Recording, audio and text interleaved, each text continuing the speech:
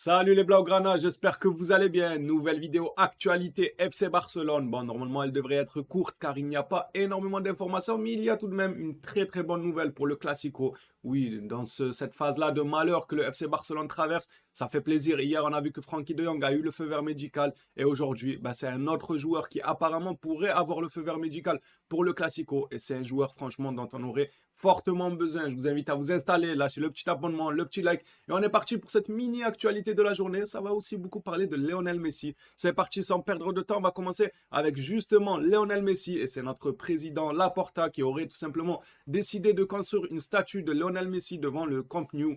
Il veut aussi le faire revenir des contacts en lieu. Ça, ce n'est pas nouveau. Et en plus de ça, le vice-président lui aussi va aller dans le sens de Laporta avec le fait que Messi, pour un probable retour, ça peut se faire. Et franchement, c'est à se demander si ce n'est pas ça. Parce que hier, j'ai fait une vidéo actualité où on parlait un peu des magouilles, de l'arbitrage, etc. en l'encontre du FC Barcelone. On disait que le Barça se faisait clairement boycott. Quels étaient les éléments? On essayait de trouver des mobiles entre Nasser, l'UEFA, la Super League, etc. Mais le fait que Messi voudra peut-être revenir au Barça, ça peut aussi titiller Nasser Al-Khelaifi qui, bien évidemment, lui espère le prolonger et qu'il reste du côté du PSG. Et quelle est la meilleure manière de faire rester Messi du côté du PSG?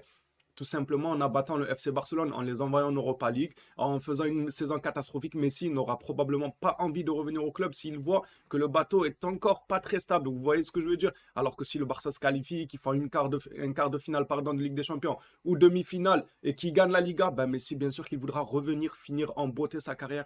Donc voilà, c'était pour une petite parenthèse pour revenir hier sur le sujet qu'on a eu sur l'arbitrage.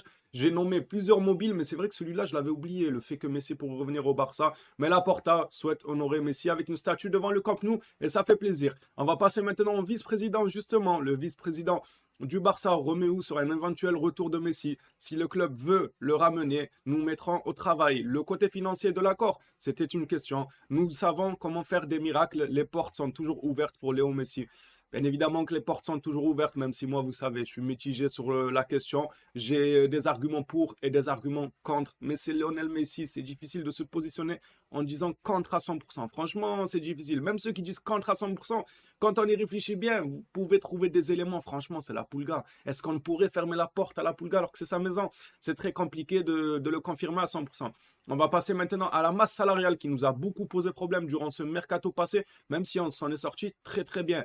Même si finalement, les Rafinha, tout ça en Ligue des Champions, ils ne se gèrent pas trop. D'ailleurs, j'espère que le prochain match contre l'Inter, il me semble en Ligue des Champions, j'espère que Rafinha va être aligné en tant qu'attaquant droit, histoire qu'il soit vraiment à l'aise et de voir ce qu'il va enfin donner quand il sera à l'aise. Parce que là-bas, là, le côté gauche, c'est plus possible. Il est invisible, c'est un fantôme. Donc autant le mettre dans de bonnes dispositions. Allez, on passe au prochain communiqué. Roméo, le gros problème, c'est encore le vice-président du coup, vous l'aurez compris. Le gros problème, c'est la masse salariale. Si elle est élevée à cause des anciens qui est si élevé à cause d'anciens contrats, désolé, mais ceux-ci expireront entre cette saison et la saison prochaine. C'est un communiqué un peu recyclé car il a un peu dit la même chose il y a déjà 2 3 jours. Il nous disait en gros comme quoi en 2023 pour le mercato, le Barça n'aura aucun souci pour recruter n'importe quel joueur. La masse salariale ne va pas bloquer les signatures, etc.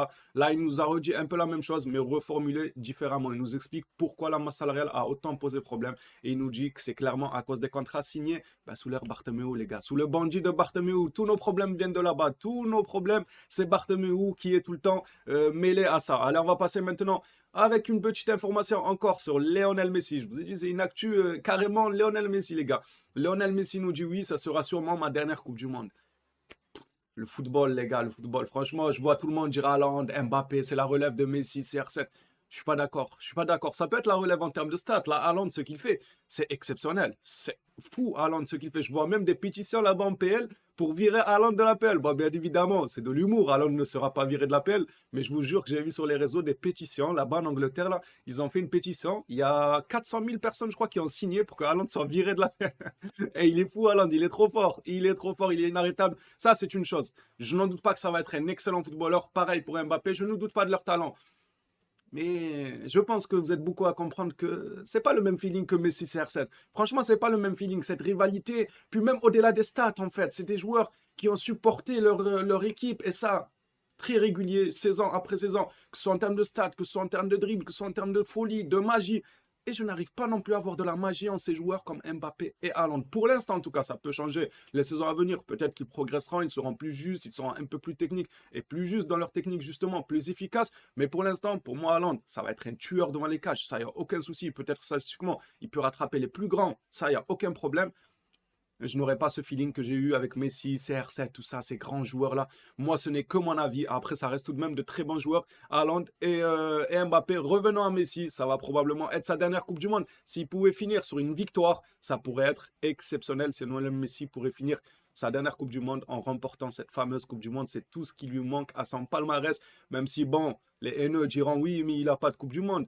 Mais Messi, s'il prend sa Coupe du Monde, il trouvera autre chose, les gars. Ne vous inquiétez pas pour ça. C'est pour ça qu'il faut les laisser parler parce qu'ils trouveront autre chose. Demain, Messi gagne la Coupe du Monde, ils vont dire non, mais oui, mais Messi il a ça, non, mais Messi il a ça, non, mais le match Ligue des Champions contre le Bayern, il n'était pas là, non, Messi. Ils trouveront toujours une excuse. Donc il faut laisser les gens parler. On va finir cette actualité tout simplement. Désolé si vous entendez du bruit, les gars, j'ai oublié de fermer la fenêtre.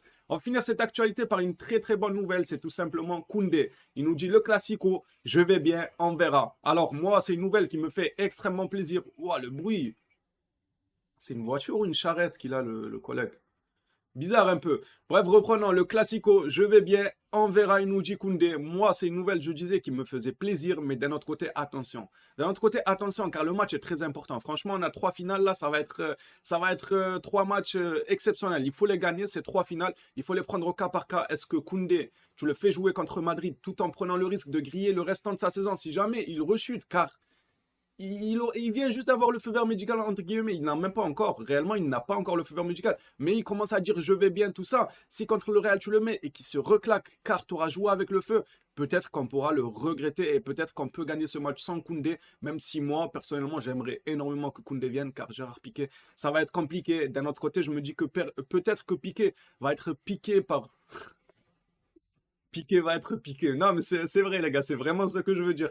Peut-être que Piqué va être piqué par un sursaut d'orgueil, je sais pas, quelque chose qui va le piquer, qui va le titiller un peu dans son ego, se dire oh, Araujo, Koundé, maintenant, moi, dans la hiérarchie, je suis dernier. Je vais leur montrer ce que je vaux durant ce classico. Je vais leur montrer mon expérience et que je n'ai joué plein des classicos quand j'en ai remporté plein. J'espère que Piqué sera dans cet état d'esprit et qu'il nous sortira un grand match si jamais le staff médical souhaite conserver Koundé et ne pas jouer avec le feu. À voir. Après, c'est le staff médical dans son accord. Espérant que Koundé, lui, fasse un très grand match. J'espère vraiment qu'il sera là et qu'il ne se reclaque pas durant ce match ou 1 ou 2 matchs après parce qu'il sera revenu trop tôt. Je pense que vous l'aurez compris. Cette vidéo prend fin. Merci à toi si tu as suivi jusqu'ici. N'hésite pas à lâcher ton petit like, ton petit abonnement, me dire ce que tu en penses de l'actualité. Si vous voulez, on rouvre le débat de Messi. Est-ce que vous êtes pour ou contre? Je sais que ce débat-là, on l'a fait 1 million de fois, les gars. Mais partout, ça parle de Messi. Est-ce que vous êtes pour ou contre? Dites-moi vos arguments, pourquoi. Et Koundé, est-ce que vous êtes d'accord avec moi qu'il ne faudrait pas le brusquer et le perdre pour le restant de la saison? Et est-ce que vous avez confiance en Gérard Piqué qui pourrait avoir